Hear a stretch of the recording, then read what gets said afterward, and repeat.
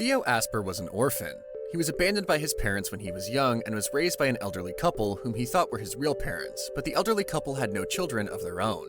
However, the elderly couple could not live long enough to see him turn into an adult. Theo then swore to do his best to survive on his own. The most important thing in this world was power.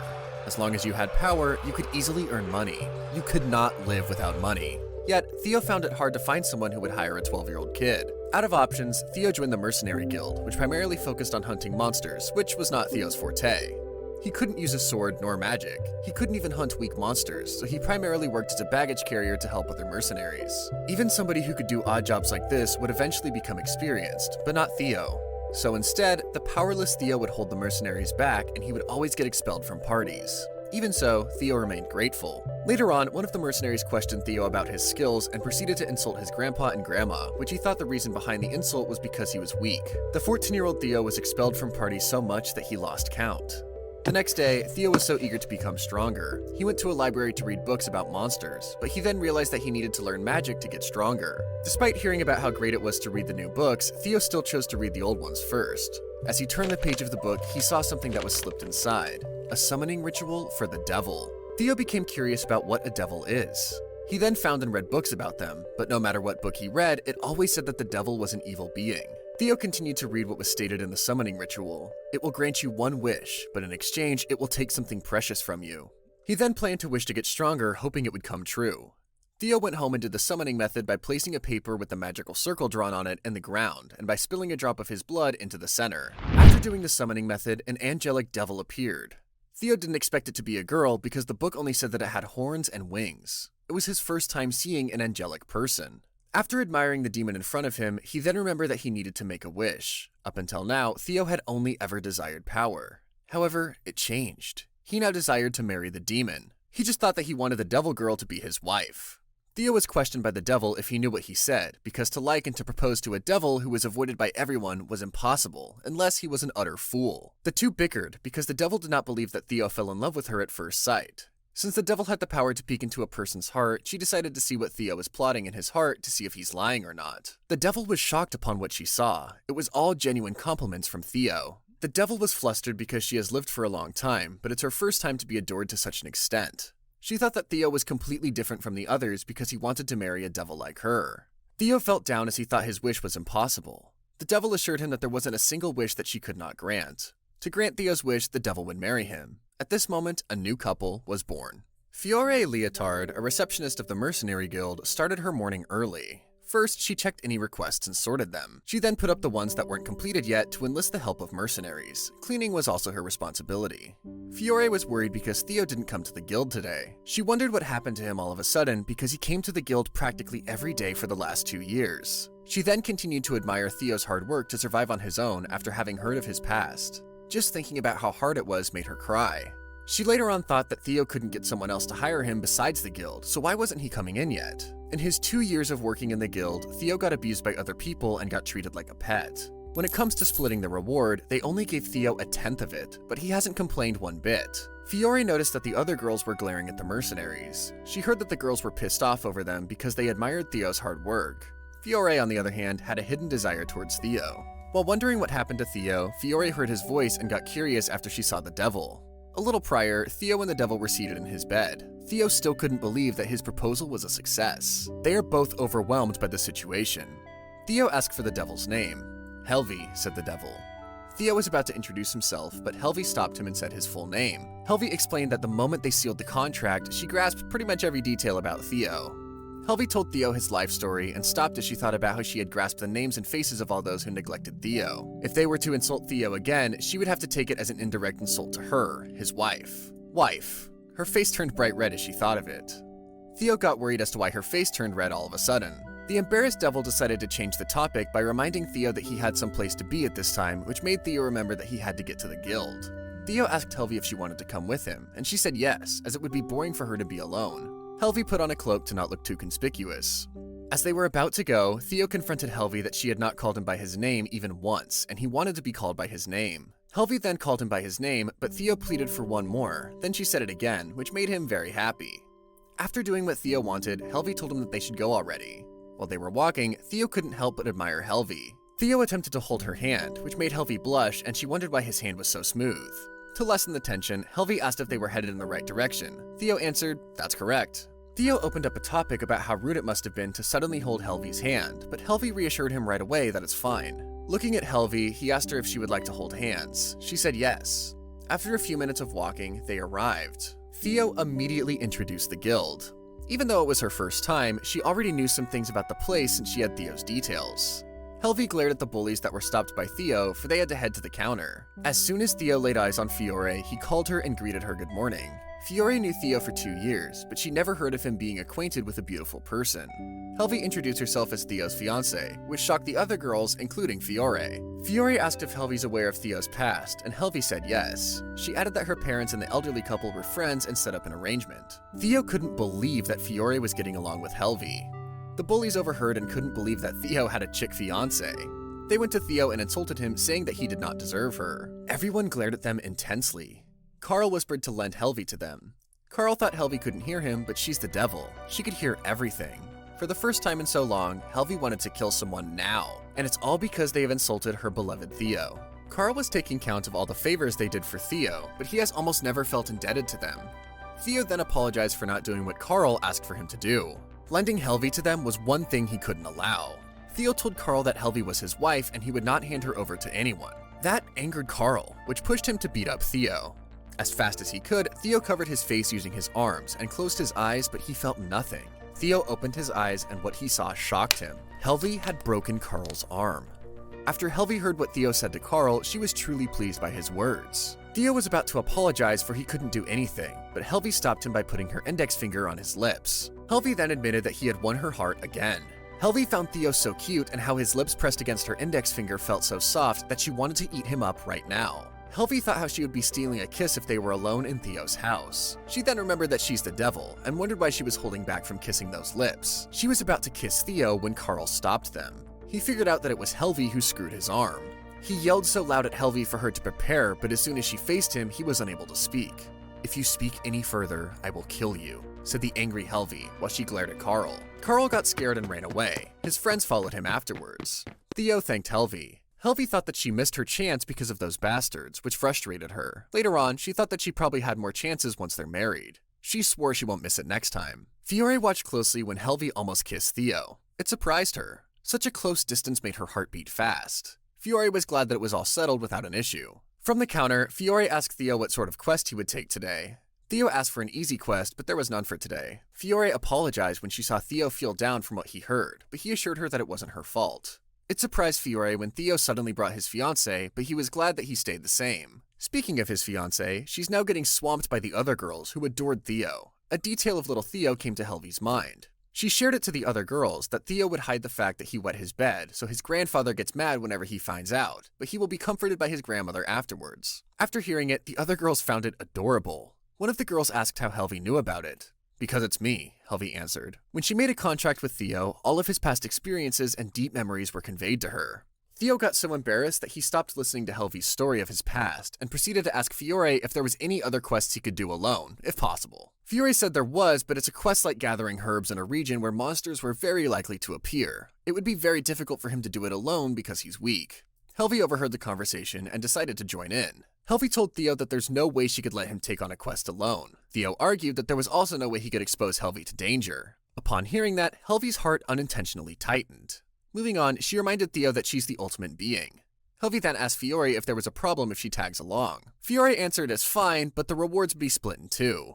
Helvi then assured her that it would not be a problem since it would go into the same bag. Helvi said that they'll do the most difficult one after Fiore asked her which quest she would like to take. After hearing that, Fiore and Theo are shocked. Theo disagreed with Helvi as it's impossible to do it with just the two of them, but she just smiled at him and proceeded to ask Fiore for the hardest quest. Fiore gave them the hardest quest, and it was to subjugate the Chimera. Fiore then explained what a Chimera was. The Chimera was a monster with a lion's head, a goat's body, and a poisonous snake's tail. If it was left alone, it would not attack humans. If it was angered, the lives of humans would be put at risk. The residents have been concerned about the Chimera, and they were awaiting supper from the country, but it was a not so easy to defeat monster and it has been left as is. Theo kept convincing Helvi to not do it, as they will be dealing with a monster who has the highest level. After hearing Fiore, Helvi couldn't believe that such a small fry was their hardest quest. Fiore looked at her with concern after Helvi decided to take it. Theo asked Helvi if they were really going, as if he didn't hear the first time. Helvi held Theo's hand and assured him that it'll be fine since she's the ultimate being.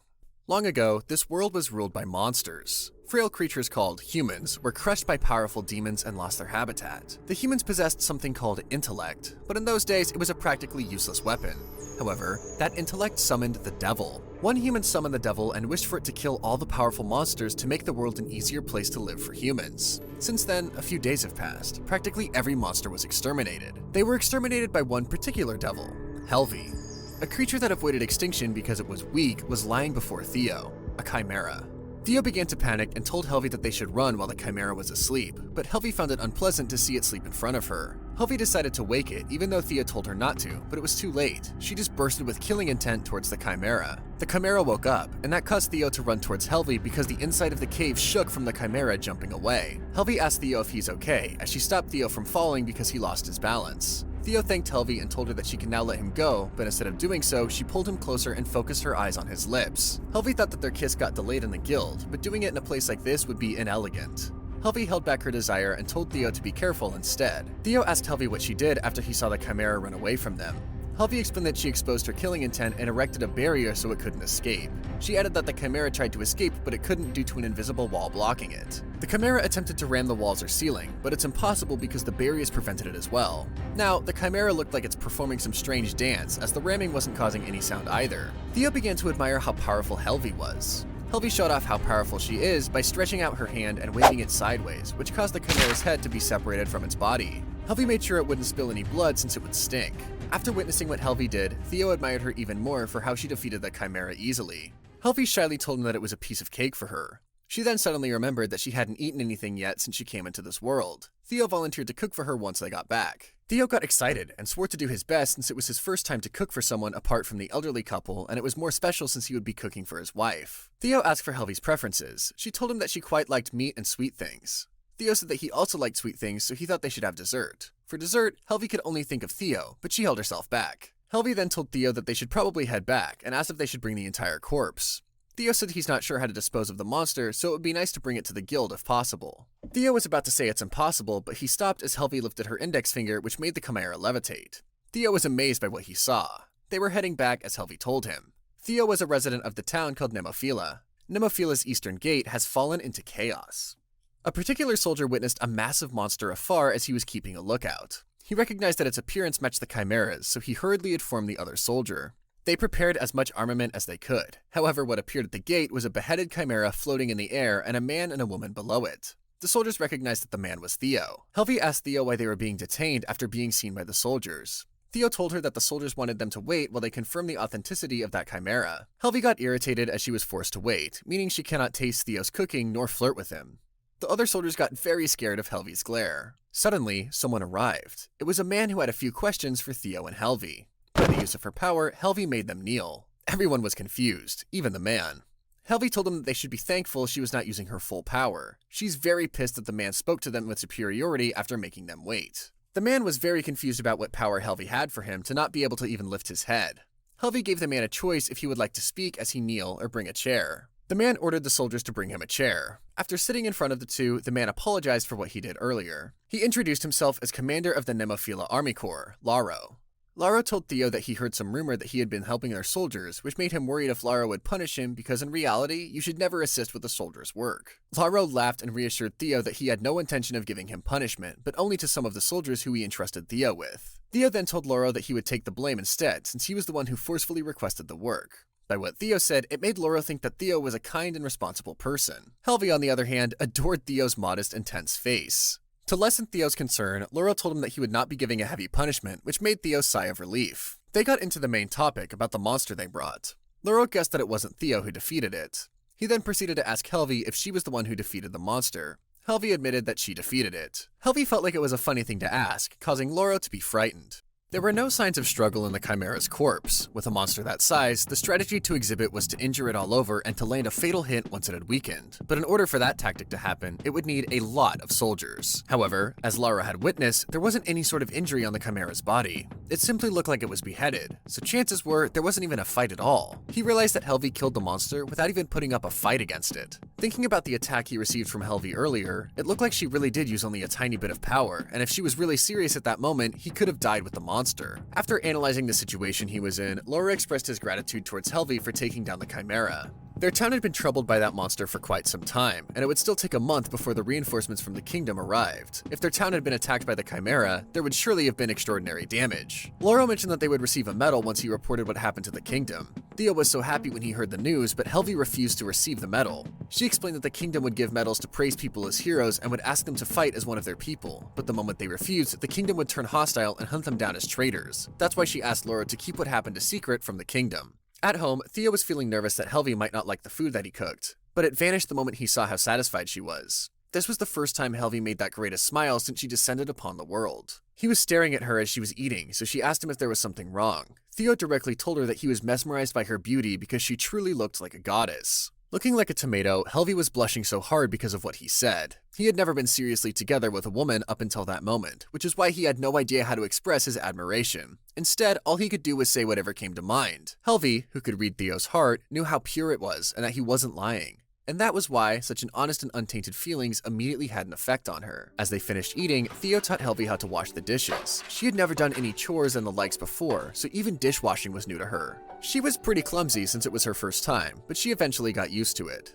After doing the chores, Theo was whining about how tired he was when suddenly Helvi offered to give him a massage. He lied face down when Helvi sat on his back, seeing a glimpse of his flustered face as he felt her thighs close to her back. She couldn't help but to adore his cuteness. Still amazed by the cuteness of Theo, Helvi thought that if this was several millennia ago, she'd probably die. Suddenly, her thoughts were cut off when Theo asked why she was not starting to massage him. The moment Theo felt Helvi's hand on his back, he could feel the inside of his body getting warmer from behind. It made him feel relaxed. However, what Helvi was actually doing was manipulating and stimulating his mana. For others, one wrong turn in doing this would simply implode, but for her, she could heal someone by doing this without any problem. As Theo was breathing heavily, feeling satisfied and relaxed because of what she was doing, Helvi was greatly tempted to assault him. She gritted her teeth as she hesitated in retracting her arms. Meanwhile, Theo was defenseless as he slept cozily. With Helvi on top of Theo, he naturally wouldn't be able to turn around, but since she made her body lighter, he managed to turn face up. Helvi felt even more tempted as she was seeing Theo's face in front of her. She was resisting so hard and trying to enclose his half-opened lips. While still manipulating Theo's mana, she adored how smooth and glossy his skin and body was. It seemed like her temptation won, and she couldn't keep it under control anymore. Seeing and having Theo asleep like that was just too fine for her. As she was about to do it, Fiore suddenly came in. She saw her sitting on Theo as he was sleeping. Helvi explained that she was just massaging him, but it seemed like Fiore still felt suspicious with the situation. Feeling annoyed, Helvi blurted out that she was trying to assault him. Fiore asked why she was doing it while he was sleeping. For Helvi, it was simply because it was Theo himself. Seeing an unexplainable reaction from Fiore, Helvi asked her if she'd ever been with a man before. Fiore had, so Helvi thought that she would understand the urge of doing something while her lover was sleeping. Yet, Fiore didn't understand, and did not wish to understand. When Helvi put her hands on Theo's body, Fiore asked her to stop while saying that it was improper that she was doing it while he was sleeping. But for Helvi, it seemed like Fiore wasn't aware that that kind of fun existed in the world. Fun. Fiore thought that among the receptionists, there were some who were familiar with such things. She sometimes heard about it from them at the drinking parties, so she was aware of it mentally. Mentally, that was. Helvi mentioned that it was just fine for that thing to happen during her first time, but she refused to agree because doing something like that seemed unfair for Theo. But for Helvi, what could be so unfair about it? Was it because he didn't realize that it was his first time, or was it because he wouldn't be able to make love on her body? While still on top of Theo, Helvi felt something on her bottom. She suddenly jumped back and went beside Fiore. Fiore noticed her blushing so hard and asked why she suddenly did that. For Helvi to blush so hard, there was no way that it was just nothing. She figured out why Helvi jumped back, that also must be her first time and an awkward, uneasy feeling. With her face painted red, her hands on her bottom, and her eyes looking away, Helvi became silent. Meanwhile, Fiore felt like she had an arrow shot back at Helvi. Theo woke up feeling kinda guilty that he used his valuable afternoon just to sleep all the way until nighttime. Normally, he would use that time to fulfill a request he undertook at the Mercenary Guild. But since he completed it in the morning, he didn't have plans in the afternoon. He apologized to Helvi for sleeping the entire time, even though she was with him. However, she didn't mind it at all. Instead, she told him that Fiore dropped by the house until a moment ago. She did come by Theo's house from time to time, but that was usually at night after her work. Helvi informed him that it seemed like she came to his house out of concern because they didn't show up at the guild even though they were supposed to report the fulfilled request. Theo felt like he did a bad thing since he made Fiore worry for not dropping by the guild. Helvi told him to just apologize to Fiore since she would be dropping by later during dinner and to cook enough food for 3 people. While they were cooking in the kitchen, Theo asked her as to what Fiore said to her. Remembering what happened earlier made her blush, which made her an excuse saying that she just talked about a common subject between them, which was actually about Theo. She told him that she just asked him questions like what Fiore and the other receptionists thought about him. Theo got scared thinking that they hated him, but he erased all those thoughts because he knew that they had a good impression of him. Looking at Theo, who seemed relieved, Helvy was filled with an unease inside her. She noticed that there were many people who would bear good feelings towards him, above and beyond a good impression. Based on what Fiore said, it seemed like all of them didn't mind having that sort of relationship with him. Before she suddenly became territorial and decided to never give Theo to anyone since he belonged to her. Theo noticed the change of Helvy's mood and asked her what was the matter. She said that it was nothing. They continued what they were doing, when suddenly someone knocked on the door. Theo went to open the door and it was Fiore. The moment he saw her, he began to apologize for not reporting that the request was fulfilled. Fiore said that it was fine. There were a lot of rumors spread about how he defeated the Chimera. She was concerned. That was why she went to his house, but was glad that he was just fine. Out of the blue, Helvy joined the conversation and blurted out that there was no way she'd lose to a small fry. Chimera. Small fry.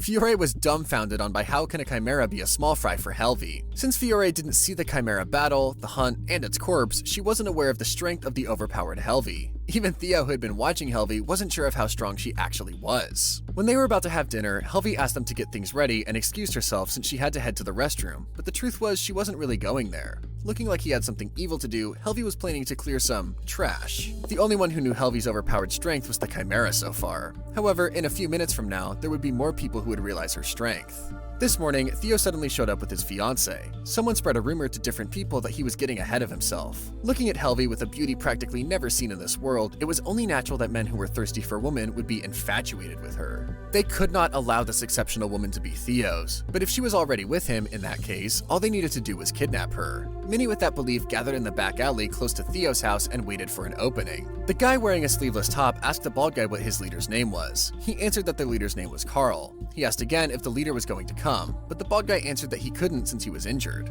The rest of the guys began to make fun of it. The bald guy wanted to explain, but suddenly he thought that there was no need to tell them the truth. Their leader, being injured, wasn't a lie. However, the real reason why he didn't come was because he was scared that this time he would be killed, since Helvy was definitely not a human.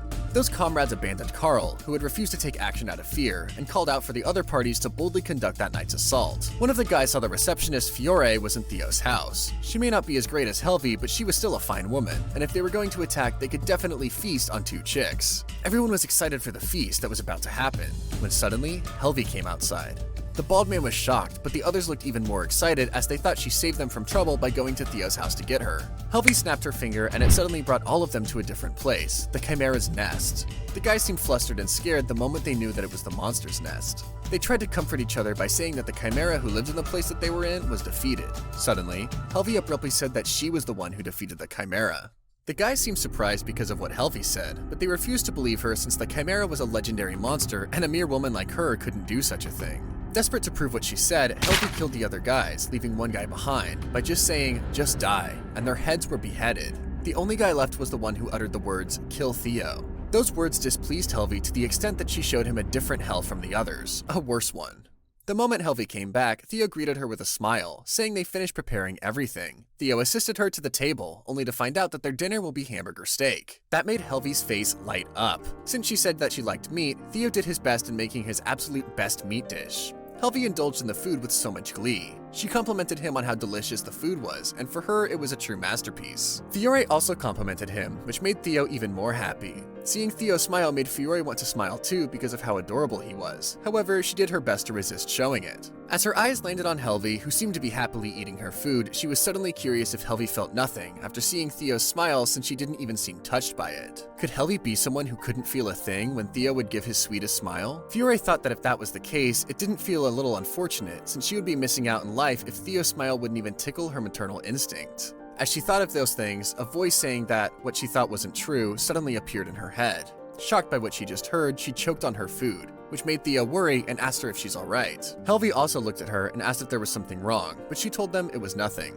The voice from her head earlier, it felt like the voice was Helvy's. Thinking about how ridiculous that was, she tried to erase those thoughts, thinking that she was just imagining things. But Helvy's voice appeared again and said that she wasn't imagining things. Helvy was talking to her directly through her mind. Telepathy. She was somehow amazed that Helvy could do such a thing. The two of them began to hold a strictly telepathic conversation while adoring how cute and adorable Theo was. Meanwhile, Theo, who had no way of knowing that such a conversation was unfolding in these ladies' minds, thought that they were just entranced in eating, which definitely pleased him. The moment they finished their dinner, Theo called out Helvi for some desserts. Since she liked sweet foods, he made puddings for her and Fiore as well. After giving them the pudding, he asked to leave them for a while to wash the dishes. But Helvi stopped him and asked if he made some for himself, which he did. She told him to leave the dishes for later and to eat the puddings together with them because if she wouldn't be able to eat with him, half of the delicacy would be gone. Fiore was happily watching Theo and Helvi together. She could really see him truly happy and that he was going to get married with someone who was really kind. The night was filled with Theo receiving a lot of compliments from his magnificent delicacies. Since it was already late at night, Theo asked Fiore if she would be staying for the night. Normally she would, since she already stayed there so many times. They didn't sleep in the same room, obviously. That was why Theo wasn't particularly conscious about her staying. However, if she stayed for the night, she would always get nervous and couldn't sleep at all until she could make sure that Theo fell asleep first. Moreover, if she stayed during the day, it would always lead to the other receptionists asking her what happened during her stay. Plus, she didn't think it was appropriate for her to stay, since he already has a lovely bride named Helvi now. Helvi, who seemed to hear Fiore's thoughts, asked to escort her home. She asked Theo to just clean the things up since that was also an important duty. He agreed and asked her to take care of Fiore. While walking on the way to Fiore's home, Fiore was thinking about how she stayed over Theo's house many times, but wasn't aware of him having a fiancé named Helvi. Suddenly, Helvi said that she knew that Fiore stayed in Theo's place many times. Fiore apologized because of it, but Helvi didn't really mind even if she would come over to stay. Fiore seemed surprised by what Helvi said. She could have sworn that Helvi would never allow any woman to stay at Theo's house. All Helvi wanted was for Fiore to be friendly and kind towards Theo, and to never make any move on him. Arriving at Fiore's house, she asked Helvi why she couldn't stay at Theo's house that day if she was just allowed to stay there any time. Helvi laughed at her question since she was really clueless. Helvi then told Fiore that they got married earlier that day, and that night will be their very first night as a married couple. "Today will be our wedding night," Helvi whispered to Fiore. As much as Fiore wanted to spend the night at Theo's house, Helvi did not allow her to stay over because Helvi and Theo would be having their wedding night. They will be spending their first night together as a newlywed couple, and such a holy night must not be interrupted. As they said their goodbyes, Fiore wished them to have fun. Theo was doing the dishes when Helvi returned back from escorting Fiore home. He stood there, appealing to her, and she clutched his face, unaware of what she had just done. Cluelessly, Theo asked, "What's the matter?" Helvi was embarrassed and said that his cheek was wet, so she wiped it dry as an excuse. Theo then excused himself to heat up the bath. While Theo was heating up the bath, Helvi was thinking about how to break the ice for their first night. First night obviously means having your first experience, and the thing you do during the first night should be the first time for both parties involved. There isn't any guarantee that it would be a first for Theo, and Helvi would feel devastated inside if it wasn't because it's obviously a first for her. Then she remembered all of the intel that she gathered from him when she formed a contract with him. Helvi was relieved that Theo was pure. However, there is a new problem now. For one thing, Helvi was expecting an intimate night with Theo, but then she realized that he was still 14 years old, which means that he is too pure and has zero knowledge about lovemaking.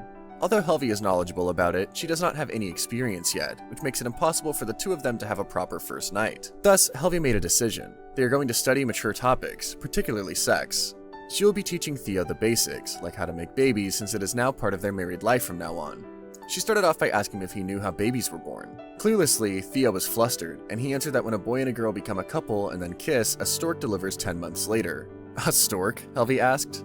To think that he firmly believes in such superstition proves that he is still pure. Helvi found his reaction and response really adorable. Theo was getting bashful from looking at Helvi's lips. He was taken aback when she told him that it doesn't happen with merely a kiss. She instructed him that in order to have a baby, a boy and a girl must hug each other naked and place the man's thing into the girl. He cannot fathom that thought because it's too embarrassing for him. He then freaked out after hearing the information about sex and is still shaken, which Helvi found cute. Every time their eyes meet, a chill runs down her spine. Even with this way of sitting, Helvi got turned on. Helvi's lustful thoughts are uncontrollable, which made her overthink some things. She felt like she acted like a pervert from the very beginning instead of being a wife. Based on how Theo's looking, it won't be possible for them to make love during the first night. Helvi decided to hold it off and stay satisfied with just being able to meet such an adorable husband for now. She will wait patiently for Theo's heart to be ready since they will be living together for a long time anyway. Meanwhile, Theo is still processing what Helvi taught him. He can't even look at her in the face without getting embarrassed. Even though she already decided to wait, she still contemplated whether to continue to pounce on Theo or not. For her determination to waver quickly, he must be the only one who could disturb the devil's heart this much. Helvi then went into the bath that Theo warmed for her. Helvi has no need to take off her clothes because she can easily make them vanish to get naked through sheer will. On the other hand, even if she were soaked in blood, she could easily clear it away with magic. Even though baths are naturally meaningless for Helvi because her body is never sullied, she still enjoys them, thinking that Theo also likes the same water temperature as her. As Helvi was enjoying the nice hot bath, she thought about how the tiniest bit of chemistry Theo and she have is enough to make her the happiest woman in the world. She would also love to go in the bath with Theo someday, she thought. Meanwhile, Theo was still freaking out about the thought of Helvi being naked in the bath. Without needing to explicitly wipe her body with a towel, Helvi can immediately make any water droplets vanish like the wind. After the nice warm bath, Helvi dressed up in a black dress that fits her curvy body perfectly, which is a pretty stimulating look for Theo, who just learned about sex for the first time today. Upon seeing Helvi, Theo instantly panicked because he could not stop thinking about the conversation they had. He kept thinking about Helvi being naked while taking a bath. Theo was next to take a bath now, and while he was on his way to the bathroom, Helvi didn't miss Theo being a little excited. In fact, the devil possesses a dynamic vision unparalleled by any mere mortal. Therefore, although it was just a split second, she didn't miss it. Helvi was exhilarated with what she saw, finding it hard to hold off making love to Theo because he was too enchanting. For her to leave such a deliciously ripe fruit before her uneaten, she thought that it is kind of torture in itself. Holding off has naturally been irrelevant for Helvi as the devil. That's why it's hard for her to hold off her wild thoughts with Theo. She was wondering if he was getting those kinds of wild thoughts about her for him to react like that. With this in mind, Helvi thought she was leading Theo on, but he doesn't think that. After a while, Theo went out of the bath. He apologized for the delay. Helvi assumed that she was already leading Theo on after all. Unlike her, he does not think that she's leading him on. His unawareness caused an innocent charm to emanate from him. She couldn't take it anymore. "What's the matter? Could it be that you're not feeling well?" Theo asked. "Let's kiss," Helvi said with a serious face. Her initiating a kiss happened all of a sudden, which made Theo freak out. He thought that a kiss would produce children, but Helvi assured him that it doesn't work that way. Helvi thought to herself that if the receptionist from the mercenary guild were to witness their position, they would make a fuss, saying, "Look, she's forcing him to the wall." With this in mind, she asked for his consent if he would like to kiss. Without any more doubt, he agreed. Helvi and Theo then kissed for the first time. As their lips crashed against each other, he was almost out of breath. She glanced at him and thought, his lips are so soft. As someone who has never done anything like this before, Theo was trying to breathe through his mouth while his eyes were tightly closed, which Helvi thought was cute. Helvi guided Theo to breathe through his nose in order for him to last longer. They took pleasure in a passionate kiss for several minutes. She unintentionally got too enthusiastic. Both of them are panting while enjoying their kiss. Not just his mouth, but his breath is sweet too, Helvi thought. Theo's lips were so wonderful that she wanted to swallow him whole. As they were trying to catch their breath, Helvi wondered how many minutes had passed as they kissed. Theo's mesmerized eyes are asking for round 2, but Helvi must restrain herself or she will lose control if she keeps this up any further. Helvi asked Theo how the kiss with her was. "They felt really wonderful," Theo said shyly. Astonished, she found his behavior adorable, making it harder for her to hold off. She brushed off any further lustful thoughts, or else they wouldn't get any sleep. They opted to sleep after this steamy session because Theo had to go to the guild early the next day. Helvi asked if she could use the bed in the elderly couple's bedroom next to Theo's to sleep. The room has not been cleaned lately, so it may be dusty, but she will clean it with magic, so it'll be alright. She needs to get away from him quickly because she doesn't know how long she can hold off before she kisses him again. As Helvi was on her way to the room, Theo grabbed her. "What's the matter?" she asked. "I apologize," he said. He explained that he was feeling suddenly lonely, so he accidentally grabbed her. Theo's cuteness took her breath away. She thought her heart stopped for an instant. She thought the gesture was sweet and adorable, so she kissed him to make him feel better, making Theo desire her even more. The next day, Theo overslept. That's why he hurried to prepare breakfast. Despite Granny often telling him to be careful when using knives, he was so distracted by the thought of him and Helvi kissing last night that he accidentally cut his finger with the knife. Their moment last night kept replaying in his mind the whole time he was making breakfast. Helvi greeted Theo good morning. She woke up with her wings and horns showing. They popped out while she was sleeping. It kinda just happened while she was sound asleep, Helvi explained. She caught Theo staring at her, so she asked him what he thinks about them. With an entranced look, he told Helvi that he wanted her to show them whenever they were alone together. As per her husband's request, she granted what he desired, and so she will do that from then on. Theo was pleased, and that made Helvi happy. He flushed at the thought of seeing a side of Helvi that only he knew of. She noticed his finger bleeding because of the cut. He planned to stick a bandage on it afterwards, but there's no need for that. She could be able to heal it with her magic by sucking his finger. Looking perplexed, he thanked Helvi while staring at the cut that immediately disappeared. It was his first time experiencing healing magic from her. He was confused about whether he should wipe his finger off or just leave it as it was. Helvi noticed his confusion, so she told him that he was free to suck on it, which surprised him. As a token of gratitude in exchange for healing his cut, Helvi requested a morning kiss from Theo. Theo panicked for a bit because he's not an expert on that kind of thing, so he missed and gave her a kiss on the nose instead. But Helvi was still incredibly satisfied with that. He was dejected, so she gave him a kiss on the lips. After breakfast, they decided to head over to the guild. Prior to going to the guild, Theo attacked her yet again with a kiss. She was shocked by the gesture, as she least expected it. Innocently, he asked her if he did well enough. Seeing Theo's face so close, Helvi froze. She was blushing so hard. It's not likely for the devil to get attacked, but for him to kiss her unexpectedly was the best thing to happen, she thought. Theo looked like he was thinking about how to repay the kiss, so Helvi didn't read his thoughts. With a serious face, trying his hardest to think, she found him adorable. She was glad that he prioritized her to that extent. However, thinking that Helvi would be attacked quickly, she kissed him back as revenge. It goes without saying that they arrived at the guild late because they were kissing non-stop. Upon Helvi and Theo's arrival at the guild, Fiore greeted them with a good morning. Fiore thought to herself that he's later than usual, and what could be the possible reason, but she was cut off by Theo asking for a quest. They've got quite a few today. She gave him a list of quests that he could do for the day, as he asked. Fiore tried to talk to Helvi through her mind, since Helvi has the ability to read a person's thoughts. Curiosity filled her as to what they did on their first night together, so she asked her how it went yesterday. Fiore herself was so curious that she could not sleep and ended up arriving late at the guild this morning. Helvi told Fiore that she and Theo didn't have sex because he had barely any knowledge about it, even though she wanted to do it with him. With a proud look, she told Fiore that she should be admiring her for holding off yesterday, and not making any further moves on Theo. She told her about the kiss though, and the reason why she and Theo were late, which made her blush. The other receptionist swarmed over Helvi and wanted to ask her something. Before she spoke with the other girls, Fiore apologized to Helvi. For what? She asked with confusion. With guilty eyes, Fiore confessed that she told the receptionist that Helvi and Theo had their first night together. As a matter of fact, the receptionist found out that Fiore visited Theo's house the other day, which made them even more curious, so they bombarded her with questions. They were pressing her about it, so she accidentally leaked the matter of the first night. They were dying to find out what happened. With a sigh, Helvi informed Theo that she needed to speak with them. Theo was curious about what everyone wanted to ask her, so he questioned Fiore, who pretended that she did not know anything. After being cornered by the receptionist, Helvi became anxious. It was her first time being surrounded by creatures far more powerful than her. When she went back to Theo, he greeted him with a cute smile. Theo's adorable face instantly lifted her spirits and made her fatigue immediately go away.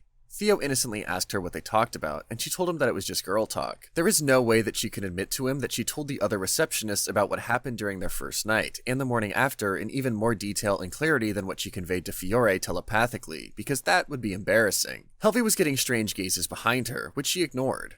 Helvi spoke to the receptionist while recalling many things. Her lustful thoughts in public are very dangerous for her and Theo. As well as that, if she felt an uncontrollable lust for his lips, she would not be able to settle down if she was not kissing him non-stop. She thought to herself, we should do it again once we are back home, and this time not just for a few dozen minutes, but for a few hours. Theo then asked Helvi's opinion about the quest that he would like to take, which is herb gathering.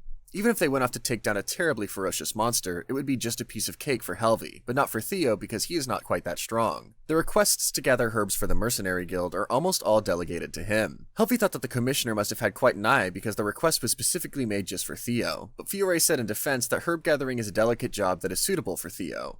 Theo does the job really well compared to the other members of the Mercenary Guild, which is why many people are grateful to him for his careful gathering. Many of the Mercenary Guild are muscleheads, so they are ill-suited for this sort of work. The quest is something that Theo can do and is absolutely safer than the other quests, so Helvi was just fine with it. There is no need to fight monsters. However, he needs to leave town, so there's always a chance for monsters to appear. Theo took on the quest along with Helvi. They encountered monsters along the way, but she fought them off effortlessly. A cretin attacked them, which Helvi could kill with the casual swing of an arm, but if it were to ambush Theo instead, he may have been killed. As if she could allow a single scratch to get on Theo's skin. There were quite a lot of monsters, even though they chose a place with the low encounter rate. The reason why there are a lot of monsters boils down to Helvi, because of the legendary chimera creature that she defeated. Other monsters had feared its overwhelming power and fled into hiding, or rather, returned all at once. Theo need not worry about anything, because after all, his wife Helvi is the most powerful being. In a few days' time, the forest will return to normal. Theo needed a little more time gathering herbs. He apologized for taking quite a long time. If he knew that Helvi would come along with him, he could have chosen to go to a place with a lot of herbs to begin with. Helvi told him that there is no need to apologize since it is her first time going out with someone to gather herbs, so it's a new and fun experience for her. She added that they wouldn't be seen by anyone in the forest, so they could flirt openly. Helvi was delighted and got excited at the thought that they had the forest all to themselves. However, Theo was worried that the monsters would come by and attack them, but Helvi assured him that they were no longer around the area, and since she was the one saying it, there is no doubt about it. Helvi motioned for Theo to turn around so she could kiss him on the lips. Thus, Theo gathered herbs more efficiently than usual, but they finished later than usual because of the little intimate moment they shared. Theo felt really great after the kiss. Helvi thought to herself that Theo's lips were better than any cuisine or alcohol. Although it has gotten late already, the two of them have zero regrets. While on their way to the guild, Helvi apologized that they ended up being late. It was not a big deal though, because Theo also forgot about the time. Theo has a flushed face and is looking down while walking with Helvi, which she finds cute. Theo almost bumped into someone, but Helvi saved him and he landed on her chest. She started having lustful thoughts again, but kissing him in a public space would feel like an exhibition. It was already nighttime when they arrived back at the guild. They hurried to report the quest so they could go home and continue having their intimate moment. As Helvi and Theo are enjoying each other's comfort, on the other side, there are two strange girls talking about Theo. It's been a while since they came back to the town of Nemophila. Is that boy doing well? One of the girls wondered. They talked about how they had to break up the party because they had no choice. Just wait for us, Theo. We're coming for you, they said. The chapter starts with the introduction of two new mysterious characters. It has been a year since they both came back to the town of Nemophilia. These ladies seem somehow acquainted with Theo Asper, since they were wondering about the boy's current ability, if he finally got stronger. They are coming for Theo. Nobody knows about their history or what their roles could be in Theo's life. They are seemingly older than him and are indeed gorgeous. This will be a reunion for the three of them, which explains the chapter's title. Meanwhile, Theo and Helvi manage to get back to the front desk of the Mercenary Guild with the gathered herbs. His face is flushing red because of what Helvi had said to him earlier that day when they finished the task. Fioria had left wondering what had happened and why he was flushing red. Helvi suggests that they should be returning home and then exchange gratitude with Fiore. When they are about to head out, they hear voices saying that they felt nostalgic because it had been so long since they came back. Two ladies are standing in front of them. These two happen to be the mysterious girls that are coming for Theo. The one with short hair was a light warrior, while the one with long hair was a sorceress. It's rare to see women coming to the Mercenary Guild, which is composed mostly of men. These gorgeous ladies know Theo, who is still in a state of surprise. They call him by his name, and surprisingly, he knows them too. Behold, the introduction of the new characters, Gina and Saria. Both of the ladies are also shocked to know that Theo still recognizes and remembers them. The three of them exchange pleasantries. Gina and Saria notice not even the slightest change in Theo. For example, Theo's height hasn't changed since their party disbanded. This makes Theo shy and bothered by his height. Gina is about to pat his head when Helvi stops her. There is a hint of ownership and jealousy in her. Gina is a member of an extremely powerful class in the world. No one could defeat her strength, but that time, Helvi was an exception. Gina feels so defeated by the strength of Helvi, but she doesn't want Theo to know that she was putting her entire force into it. Helvi introduces herself as Theo Asper's wife. This unexpected news shocks the two of them. They did not know that Theo had gotten married. Theo confirms it. Both of them couldn't believe what they had heard. Theo got married to a beautiful and wonderful woman. Saria wonders if Helvi is really serious about marrying him, but based on her observations of how she acted possessively towards him, she concludes that she must have liked him. Meanwhile, Helvi is still gripping Gina's hand, which makes her uncomfortable. Helvi tells her that she should ask permission first before patting Theo's head. Gina wonders why there's no mark left on her hand, despite how tightly Helvi gripped her. Gina asks Helvi if she was that powerful. She answers that she's the most powerful. Still, Gina wonders how much power Helvi had. However, Gina feels that Helvi is just boasting because she couldn't believe it. Saria is confused as to why Gina is behaving like that. Gina tells her right away that Helvi is so strong that she cannot remove her arm from her tight grip. Gina is outmatched. This thought shocks Saria since she had never been outmatched by anyone before. She can't believe that she could lose in a contest of strength. They are amazed by what Helvi could do. All of a sudden, Gina provokes a fight against Helvi. She insists that she liked fighting, which surprises Helvi. She can't believe she was offered a fight when she was the most powerful. Saria is also curious about Helvi's strength. She is wondering how strong she can be without any weapons. Theo's bothered look is quite visible as he suggests the two of them back off. Nevertheless, Gina and Saria are still eager to fight. Theo just knows that they will not be able to beat Helvi, his wife. However, despite Theo's warning, they are still both persistent. According to them, their powers have evolved due to the passing of time. Helvi agrees. Gina and Saria are looking forward to fighting with her. Theo's concerned face flashes, and he asks his wife what she will do. Helvi is also in the same state of curiosity as the two of them. She is also wondering how strong the powerful people in that world are. But before that, Gina asks permission to pat Theo's head since she hadn't felt it for a long time. Gina asks if she can hug Theo, which Helvi doesn't allow. Their fight seems conditional, and they will only be allowed to do what they want if they defeat Helvi. The thought of a lap pillow comes to Helvi's mind. She is thinking of giving it to Theo as soon as the battle is over. Meanwhile, Theo feels like a prize to be won. Tension has arisen between Gina and Helvi in this chapter. They are about to fight to test their strengths. Gina and Saria have been anticipating winning in order to do what they want. On the other hand, Helvi is still looking forward to doing lap pillows. Meanwhile, Theo has finally become a prize. Fiore is very bothered that they mean to fight in the guild, so she suggests they fight away from the guild. They find a wide open area outside, which is an ideal spot for a battle. Based on their words, they seem to criticize the ability of Helvi. Little do they know that she is the most powerful. It is so dark that they think Helvi won't approve of the dark setup. Helvi is concerned about Theo being unable to witness the battle due to the darkness. All of a sudden, Helvi snaps her finger. With the snap of her finger, the light evades the darkness of the entire area. Both of them are left dumbfounded by what Helvi has done. They feel like they are being alienated. Since Helvi manages to create a huge ball of light, that makes Gina think that perhaps she is indeed that powerful, since the average sorcerer would only be able to keep a ball of light of a small size out for 10 minutes or so at most. Saria is still assured that she can do the same spell. Helvi and Gina exchange words that seem like daggers. They are still throwing words and are clearly full of themselves. According to them, it will be quicker to fight than talk. Theo is still there, standing, while witnessing the blabbering of the three ladies, when suddenly Helvi calls him. She goes towards Theo and leans towards him to kiss him. It is considered to be a good luck kiss for Helvi. When they both break the kiss, their cheeks are flushing red. Helvi utters words that made her assume the victory. Saria and Gina saw what had just happened between Helvi and Theo. They are also blushing just by witnessing it. Gina teases them both. They are also praising Helvi for how lucky she is to marry Theo. Gina pops a question about when they get married all of a sudden. Helvi admits that they just got married the day before. They are newlyweds, so no wonder they are in heat. They keep on teasing Helvi until she becomes so red and is so shy. Her entire face is covered in red. Meanwhile, Gina and Saria have a hard time deciding who will fight against Helvi first. Gina volunteers to fight first, however, this makes Helvi question them both.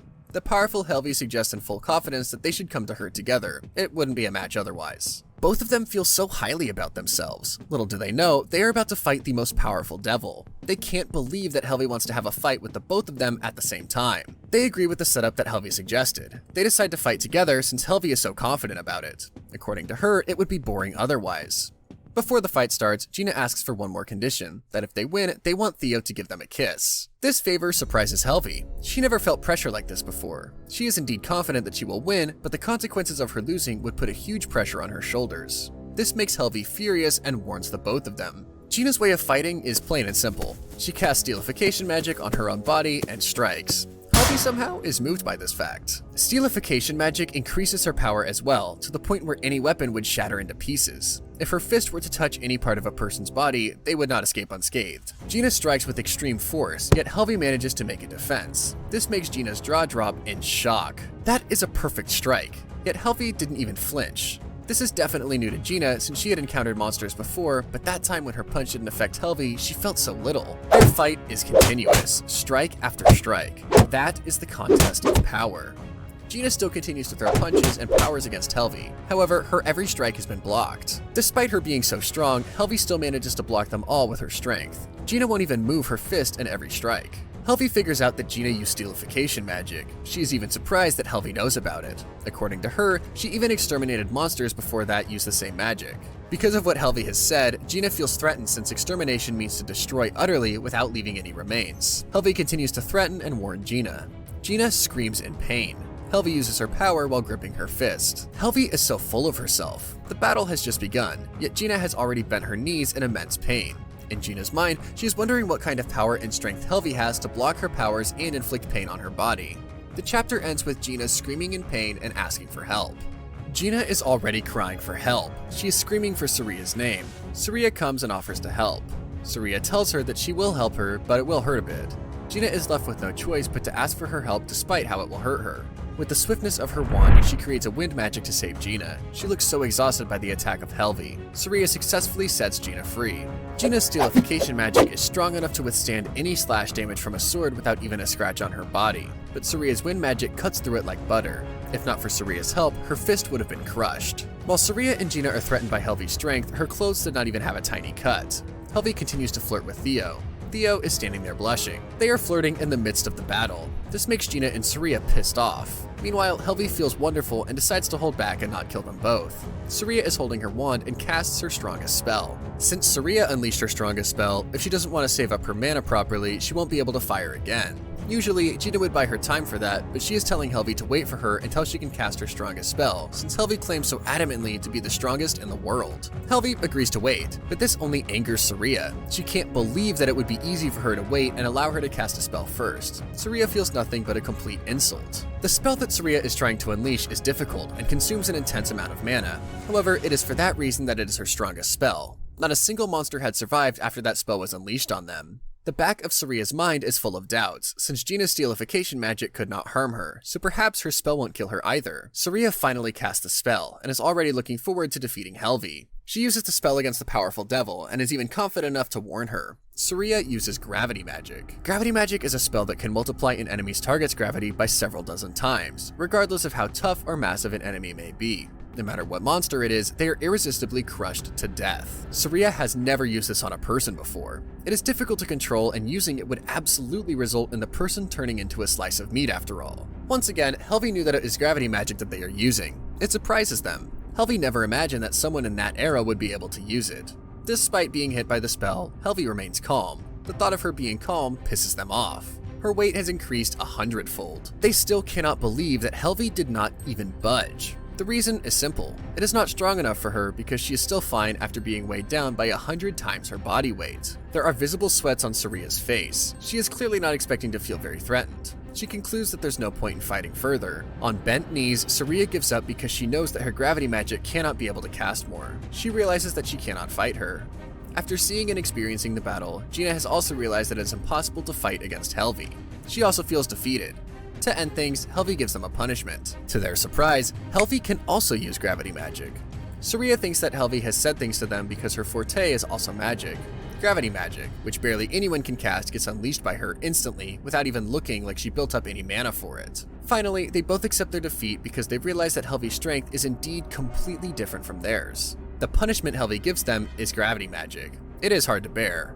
Gina's body is already facing the ground, lying on her front, and is unable to make a single movement. The battle has finally ended. Saria and Gina are both worn out. They already used all of their powers to cast magic, so they thought they were going to die. They call Theo for help, but to their surprise, Theo only tells them that it was a punishment since they are the ones who suddenly picked a fight with her. Once again, Helvi seals a kiss with Theo, leaving them both flushing red. She is much more assertive than usual, so she steals a kiss in front of those two. Meanwhile, the gravity does not lighten for those two. Because of the sudden kiss, Theo is shy and a bit angry, but still, the three of them found it adorable. The two of them have accepted defeat and agree that Helvi is the most powerful among all of them. Because of that, they can't help but ask Helvi who she really is. Helvi only tells them that she's Theo's wife. Her answer still does not satisfy the curiosity as to why she has that kind of strength. Theo offers for them both to come to his house, and he will cook for them. The chapter ends with the three of them getting along, and even joking about them beating Helvi in terms of eating. In unison, they excitedly decide that next shall be an eating contest.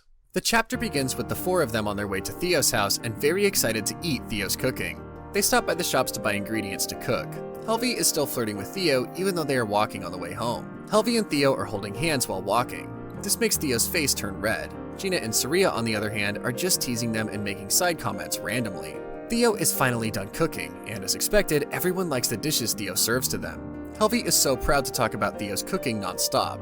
Theo receives endless compliments from his guests, and thus began the eating contest. The food he cooked today, along with what he cooked before, all had to be brought in. After several servings, Gina and Saria are so full to even have additional servings. They can't eat anymore. The two of them still lost to Helvi even in the eating contest. Helvi can eat that much, which left them wondering how she could possibly do it. Helvi explains to them that her being a devil does not have any notion of being hungry or full, but she can discern taste, hence she finds Theo's cooking delicious. Helvi kisses Theo's cheeks, which makes him blush once again.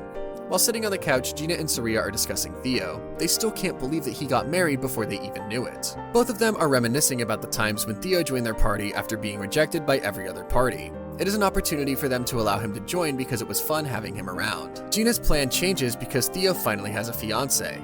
They are planning to bring Theo to the royal capital, and the three of them will live together. They will make him do chores and cook for them. These plans are now going to waste since Theo has found a fiancé. Theo never saw them as women because there was a time when the two of them had a quest and there was a sleepover involved. They slept in separate tents at the beginning, but ended up sleeping in the same tent together. Clearly, they want Theo to take advantage of them. The flashback seems to have gotten far. Back then, they wanted to take advantage of him, but ended up failing because Theo did not care. They think they don't have the appeal, but later on, they realize that Theo didn't have knowledge yet about that kind of stuff. Gina and Saria are saddened by the fact that they cannot bring Theo with them, but upon seeing him happy with Helvi, they feel relief. As they are looking at Theo and Helvi, they cannot help but wonder if they have already done it. They assume that they already did the deed the night of their wedding day. They are imagining Theo's first night and can't help but giggle at the thought of it. Theo asks the two of them how long they will stay, and they both want to receive more quests with him. They want to go on a journey with Theo again, for old time's sake. Theo also asks if Helvi could come with them. They are all looking forward to having a new quest. Having Helvi around will certainly spare them from the dangers of all monsters. Starting that day, the four of them decide to accept a request that involves a sleepover. On their way to the guild, the newlyweds met Gina and Saria. They greeted each other good morning. All of a sudden, Gina asked them if they had fun last night. Theo became curious about what she meant. Before she could say anything, Saria immediately warned Gina not to talk about it further. After having dinner at Theo's house yesterday, the two of them returned to their inn and talked all about Helvi and Theo with regards to their wild imagination about what the couple were doing in the night as a newly married couple. Back to the present scenario, Gina proceeded to ask Helvi since she did not know what she meant. Helvi then lied by telling her she had no idea what she was talking about, which Gina did not believe, since she saw Helvi's ears were deep red. They continued teasing Helvi. However, they weren't aware that Helvi had been peeking into their absolutely wild imagination. Gina informed Theo that they were going to borrow Helvi for a little bit. Saria then told Theo if he could go ahead to the guild and secure a request. Even though he was curious, Theo went ahead to the guild. Theo saw Fiore, who was sweeping the floor, and told her about the request that involved a sleepover. Fiore knew she would not worry about Theo's safety since he would be accompanied by 3 powerful ladies, though she was not sure if they had that kind of request. Fiore went to the counter and found many different requests that involved sleepovers, but almost all of them were designated requests. Fiore found one that was not a designated request, though it was a pretty old request. The request involved staying over for a night or 2. Fiore noticed that the 3 ladies weren't around. She asked Theo what happened to them. Theo told her that Gina and Saria had something to discuss with Helvi. Meanwhile, Helvi told the girls that they had not done it yet. Saria thought it was a little strange how Helvi's face would turn flushed just from holding hands. It made sense to her now. Helvi was relying on the possibility of it happening soon after their quest. Then they talked about how ignorant Theo was. They realized that Helvi was not ignorant about things like that at all, so Saria asked if she had the desire. Helvi did not deny it. She told them that it was too painful not being able to eat such a ripe fruit placed right before her eyes. She thought she might just lose control one day and eat him up. Gina told Helvi not to hurt Theo. Helvi then told her that there was no way she could hurt Theo. After she told the girls everything they wanted to know, Helvi turned her back since she needed to hurry back to Theo. Theo, together with the girls, read the description of the request. It was stated there that the faint mountains were just visible in the distance from the town, commonly known as the Twin Peaks. The task was to harvest 2 kinds of rare herbs that bloom near each of their summits. Gina told Theo that the request was what they absolutely needed, since when it came to harvesting herbs, there was nobody better than Theo in the guild. Gina asked if they could stroke Theo's hair, but Helvi snapped at them that they already did it before they asked. They both apologized. Fiore, on the other hand, liked to stroke Theo's hair too. Helvi, who was reading Fiore's mind, told her telepathically that she was free to do it too. Fiore begged Helvi to stop reading her mind, but Helvi had been constantly reading it for a long time now. Fiore asked if she had not thought of anything strange. Helvi told her that there was nothing to be ashamed of and proceeded to answer what bothered her. Helvi told her that her and Theo kissed this morning as well, and it was passionate.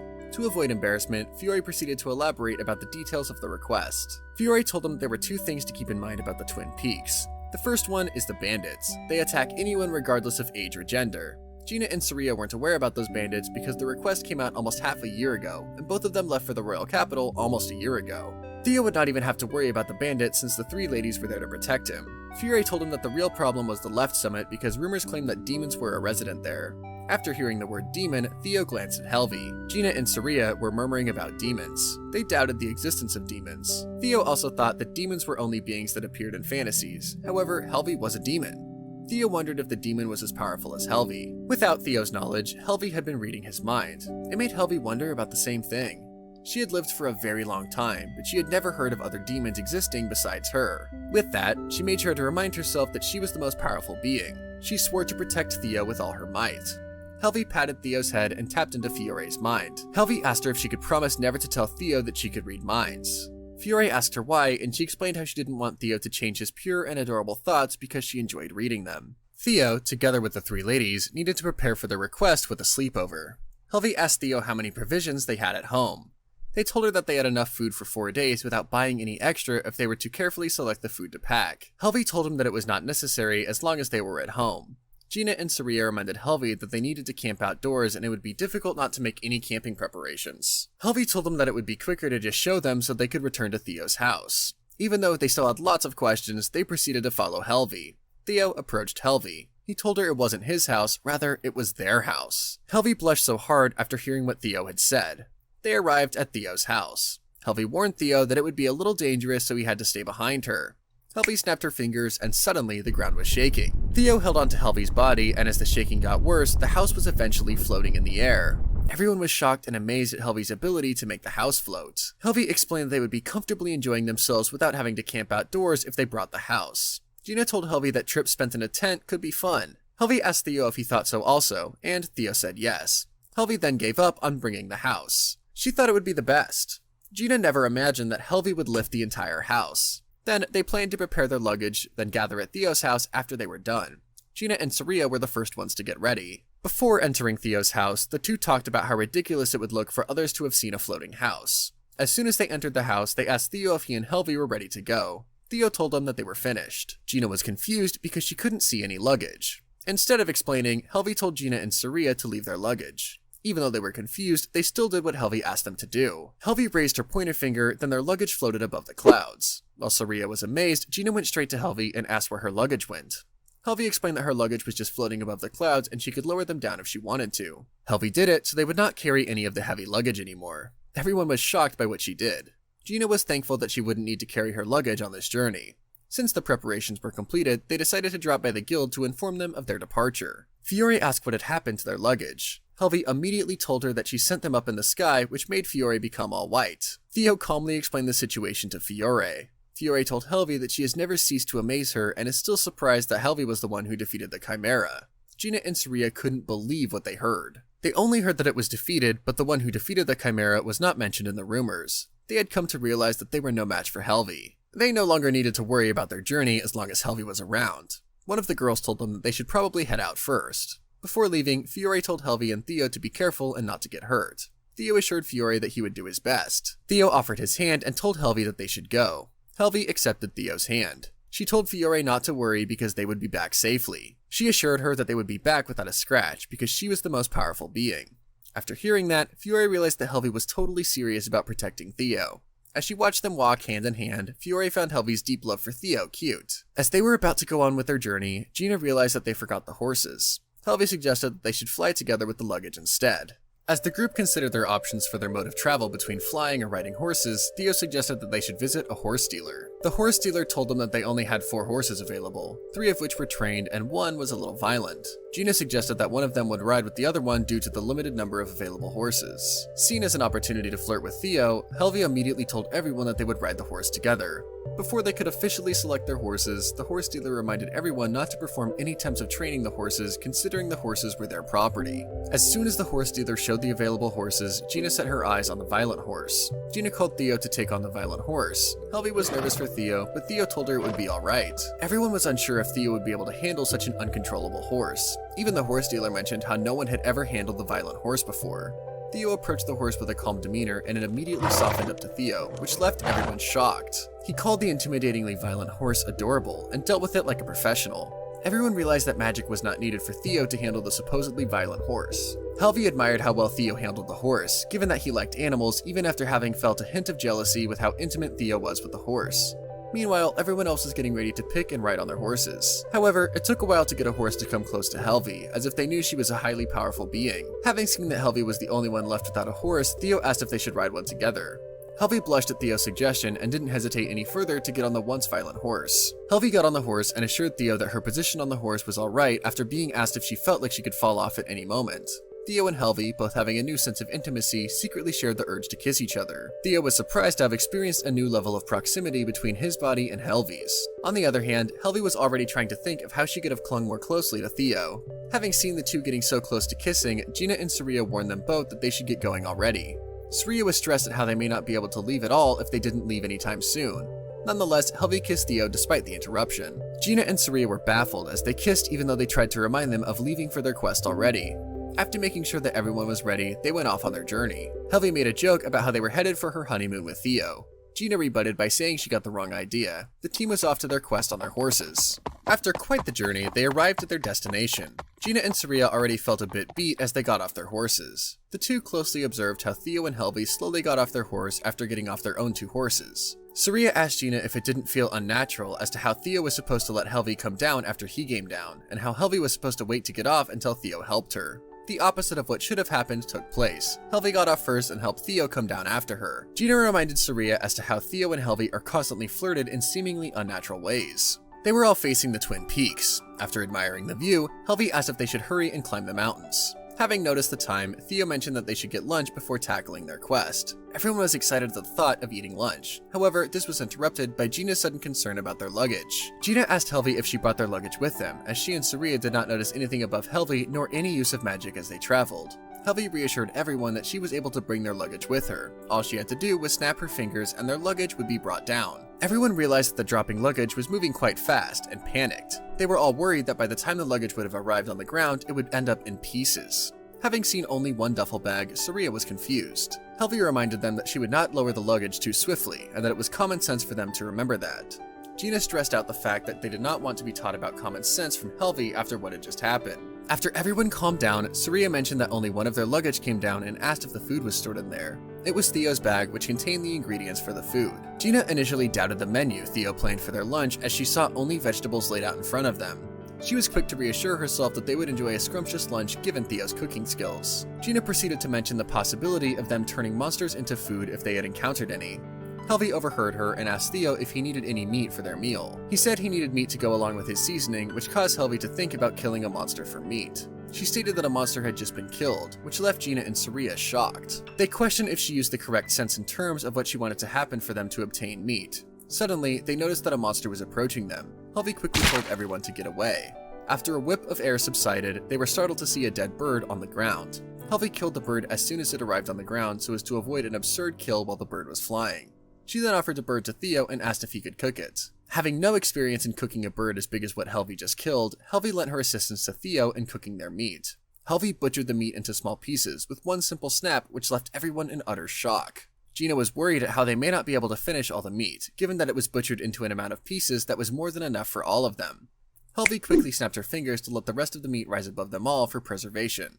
After all that, the meat was finally cooked. Gina and Saria complimented Theo's food. Theo was thinking of how he would not have been able to cook such delicious meat if it weren't for Helvi's ability to carry his luggage with all his seasonings. Helvi read his mind and thought to herself about how she wanted her and Theo to have their first time during the first night together. She also thought of a few intimate moments she wanted to share with her husband. She had a mental debate with herself about how she had struggled in balancing how she loved Theo's adorable side while allowing him to lead their relationship as well. Saria and Gina both wondered about what Helvi might have contemplated in her mind. Soon after, they all finished eating. Gina and Saria thanked Theo for his excellent cooking skills as they had a great meal. They also mentioned that Helvi was lucky as she would get to enjoy Theo's cooking for a lifetime as they were bonded forever. Helvi called herself Theo's wife, which made Theo blush because she wasn't used to hearing her call herself that. After Theo felt shy due to the compliments he received from the others about his cooking, they all decided to get going. They realized the struggle of having the horses with them as it would be difficult to either ride the horses or leave them behind. Theo and Saria added to that by mentioning the possibility of harm being imparted onto the horses due to monsters that may appear in the area. Having heard everyone's concerns, Helvi decided to create a barrier for the horses. Before she could do anything, Saria asked her if her mana would be alright considering how much mana she had already exerted from carrying the luggage and protecting the horses. Helvi was quick to remind Saria that she could do it, given that she was quite the powerful being. After putting up the barrier, they were getting ready to leave until two gigantic black bears appeared in front of them. Gina, Saria, and Helvi all agreed to the fact that it had been a while since they last saw a black bear. Nerves started to cause Gina and Saria to doubt their safety. As the black bear roared, Theo hid behind Helvi. Gina and Saria shared the idea of handling the black bears together. They even told Helvi and Theo to just watch them deal with the two gigantic monsters standing in front of them.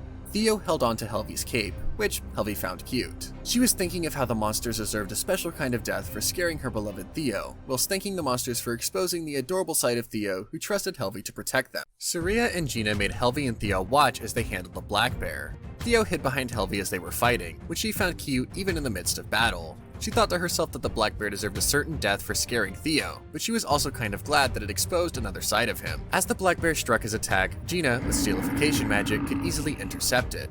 Gina said bye to the black bear confidently as she attacked it. Something like that is effortless for Gina, but for Theo, she never ceases to amaze him. Saria's match with the black bear also ended in an instant. The black bear that she was fighting raised its left arm to attack, but failed. That was because its left arm had already been severed and fell to the ground. In that case, the black bear decided to use its right arm instead, or so it thought, but it had already lost it as well. And then, without even a moment to consider unleashing its next attack, its body and neck got split apart, causing its head to fall to the ground. All of its body parts were severed by blades of wind unleashed by Saria. Saria's wind magic, which readily chopped up the body of the black bear, was impervious to ordinary magic. Gina's fist, which easily stopped the attack of the bear and was impossible to intercept by any ordinary person, then took it down in one blow. Gina and Saria may not have been a match for Helvi, but that did not change the fact that they were powerful warriors in this world. With a gaze of respect, Theo thought that the two of them were really powerful after all. Well, to some extent. They were the strongest in the town of Nemophila. Gina corrected that they were the strongest because she believed that Helvi was so strong that being the best in Nemophila was nowhere near enough to describe her. Although Saria may not be as strong as Helvi, an enemy like the Black Bear meant nothing to her. Theo complimented her, saying that she was truly amazing. Gina also wanted a compliment from Theo, which he did. To think that she would stop such an incredible attack so easily, and even sent that massive body flying, was amazing. Even when Gina and Saria traveled together with Theo in the past, he would often praise them just like that as well. Saria would put in everything she had all the time, since she wanted to be praised. On the other hand, Helvi did not recall being praised like that when she killed the Chimera. Certainly, Theo had never praised her for killing the Chimera or any other monsters. However, that was only because Helvi would kill her enemies too quickly, and he would forget to praise her out of being dumbfounded. She thought that if she had been praised that much like Gina, then she should have taken them herself. For Helvi, even if she didn't use her physical attacks, she can blow away their heads by simply poking them on the forehead. Not long after, Theo was about to fall over, but Helvi supported his body since she was beside him. With that, she managed to create an excuse for them to hold hands. She reasoned that she was doing it so he wouldn't fall again. Theo was bashful for being treated like a child, but that expression of his was wonderful for Helvi. Soon after, Gina wondered which of the twin peaks they were going to summit first. They climbed the mountain range without much thought at all.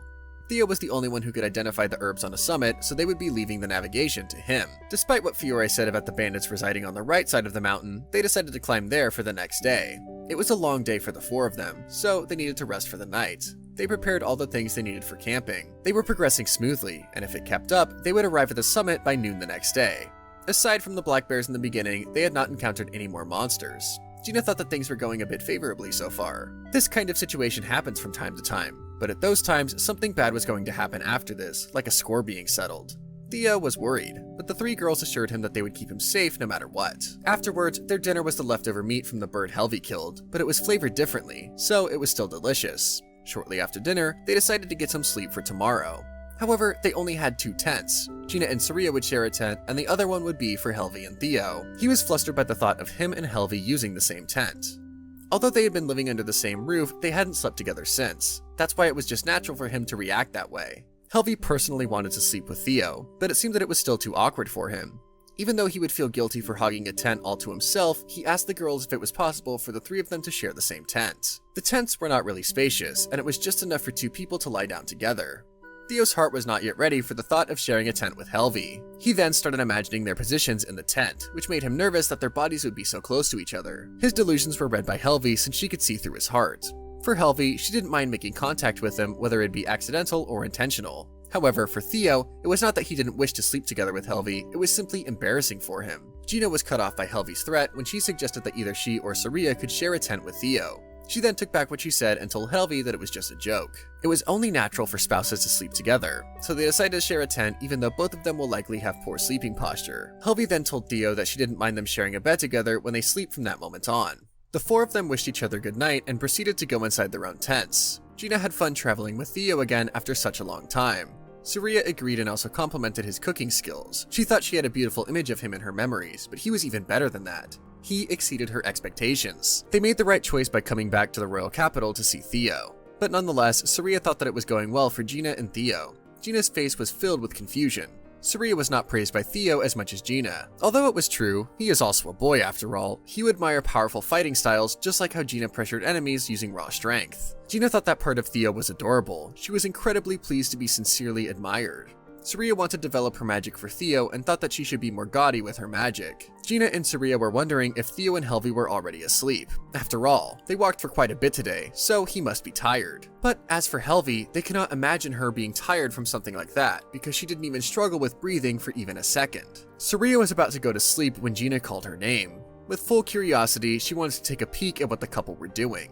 Gina thought that Saria must have a death wish for thinking about something like that. Helvi would no doubt kill them if she found out about their plan. These 2 mercenaries, famed for being mercenaries exclusively for nobles in the royal capital, had undertaken enemy territory infiltration missions countless times. Thus, they were fully capitalizing on such cultivated experience to eliminate their presence, which was truly a futile approach. They heard moans from Helvi and Theo's tent. As Gina predicted, it seemed like they were doing the deed. Saria and Gina were having intensely wild thoughts about Theo and Helvi, but she talked to them through their minds and stopped their delusions. Helvi wanted them to peek so they could truly see what they were doing.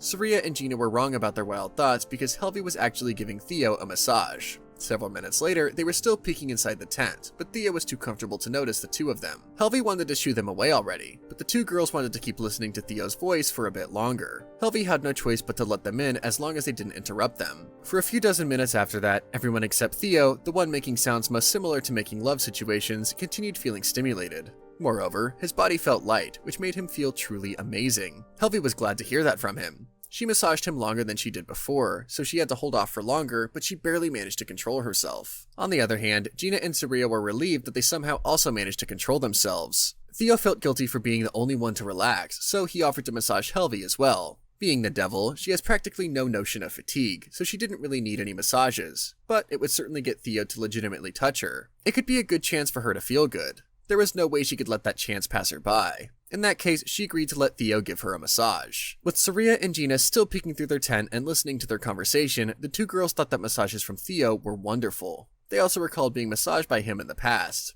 Helvi then proceeded to face down, and Theo sat on her back. She didn't feel stiff anywhere in particular, but she requested that he massage her back and shoulders.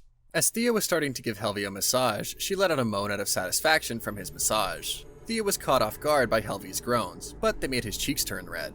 It was unusual for a lady who boasted of being the most powerful believe that she had no weaknesses, or so she thought. Helvi, the devil, had lived for several tens of thousands of years now, and she couldn't believe that she would be ticklish. Theo noticed that she was incredibly ticklish, so he was contemplating whether to stop or continue. Helvi thought that he rarely touched her, so she asked him to continue. She would be damned if she ever let that chance slip by. This sort of thing should be easy for her, she just needed to bear with it. She decided to read Theo's thoughts in order to know where he would touch her next and be able to brace herself. Helvi couldn't control her voice from letting out weird noises because his massage was getting better and better. Even Gina and Saria thought that she was giving off a much more lively voice than when she was giving Theo a massage. Theo was massaging her perfectly, and he was hitting her weak points just right so it was unbearable for her. Listening to Helvi's voice, Theo felt weird. He was clueless and completely innocent about whether he was getting aroused by her voice or not because he had no awareness of those sorts of acts at all. Theo's innocent thoughts made her body get even more heated as she was reading through them.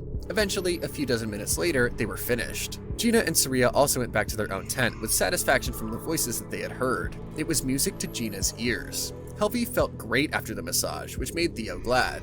He thought to himself that in the past he had also given Gina, Serena, and Fiore a massage, but he felt like they sounded differently from Helvi even though they all said the same thing. Theo was having weird thoughts and felt hot all of a sudden when his wife cut him off and suggested that they should head back to bed already. It was getting embarrassing for Helvi as she was reading his thoughts, which was the reason why she called out to him.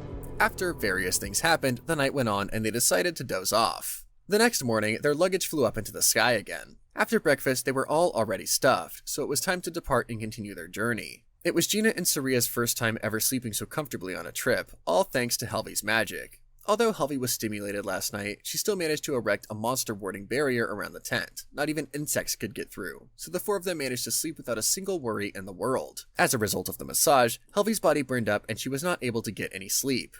She was also worried about how her heart would beat whenever Theo tossed and turned in bed.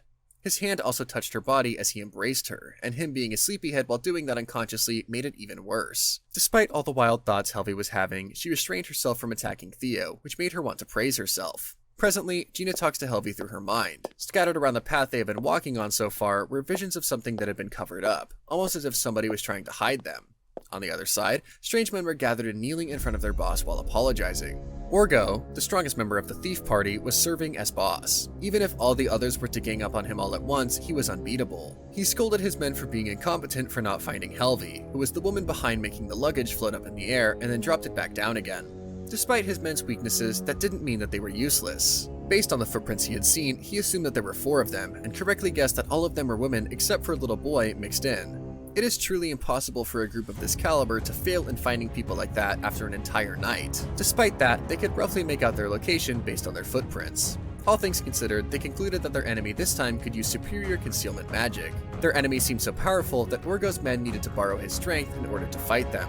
Orgo got excited by the thought that he could finally show his true strength to someone after so long. He was looking forward to their battle. Meanwhile, Helvi, Gina, and Saria were already aware that someone would be attacking them from somewhere.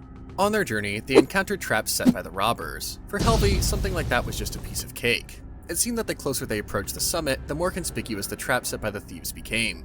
Some pretty skilled ones are hidden, but they were easy to avoid, so it should not be a problem for them. There wouldn't be an issue for Gina and Saria, however, they were worried about Theo. But they did not have to worry about him because Helvi would protect him no matter what. Helvi's body was glued to Theo's in order to protect him from any traps. Ahead of the way, there was a pitfall beneath Theo's feet, so she carried him in a bridle way. They had already come far on their trip, but they hadn't sighted a single robber, even though there were traps all over the place. Saria thought that the robbers were just lying in wait somewhere to ambush them any time, like they wanted to strike once they were already weakened. However, they weren't weakened at all. After getting through all those traps, they were welcomed once again by another bunch of traps coming at them all at once. It was a surprise for them to be hit with such a massive attack all at once. The robbers did not give them any time to breathe at all, as they started to attack the four of them again. Poisoned blade was used by the robbers as a weapon. The blade had been coated with such powerful poison that even the slightest scratch could completely paralyze a person for half a day. Gina was attacked and cut by the poisoned blade, but she was unharmed. That kind of blade was nothing for Gina. If they wanted to cut through her skin, a better weapon was needed. Saria was also surrounded by the enemies who kept moving around her. As a sorceress, aiming accurately at enemies that kept moving around was one of Saria's weaknesses. Practically, it was quite impossible for sorceresses to hit a targeted area with magic without being off by at least a millimeter. It was futile for the enemies if they kept moving around Gina and sending poisoned blades at her because they had already casted blades of wind around her. Anything that would get close and touch the blades would be severed into pieces. Saria was pretty merciless as she killed all the enemies that were trying to attack her by slitting their bodies into pieces. For her, they were just some robbers, so it wouldn't be a big issue. She showed no mercy in killing enemies, especially those who moved around too much. Gina and Saria finished off all the enemies with their magic. Meanwhile, Helvi did not give the robbers any wounds on the outside because she simply crushed their hearts. However, Theo, who was not used to seeing people die, felt quite overwhelmed after witnessing how the three girls killed all the men who attacked them. Even though he had already witnessed a similar scene when he was together with Gina and Saria back then, it was still bitter for him to watch people kill other people. Although Theo has never been targeted, Gina and Saria had been through it many times in the past. They explained to him that there was nothing wrong with killing someone out of legitimate self-defense, especially when they were being targeted. Moreover, they only kill in order to protect themselves and the people around them. As a matter of fact, Helvi complimented Theo for being such a kind-hearted person. He was blushing when he was told by Helvi that he was a kind man while hugging him. The hug made the atmosphere jolly all of a sudden. Not long after, Orgo appeared suddenly behind them. He was sitting by the tree, sarcastically complimenting them while clapping his hands for one-sidedly killing his subordinates. The girls didn't even notice his sudden appearance. Orgo then introduced himself as the leader of the people they killed. The girls noticed his aura was certainly different from the rest of those men, which he took as praise. Thus, he wanted to show his gratitude by granting them death.